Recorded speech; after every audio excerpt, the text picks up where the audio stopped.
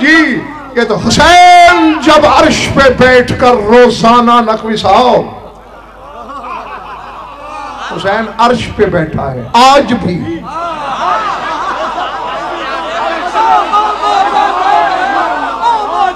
میں یہاں زمین پر کتابیں رکھنا شروع کروں شولداری کی چھت تک چلی جائیں گی جن میں حدیث دکھا سکتا ہوں.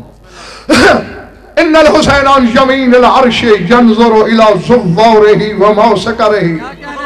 معصوم فرماتے حسین عرش کی دائیں جانب بیٹھا ہے دیکھ رہا ہے نیچے اپنے ظاہر کو بھی.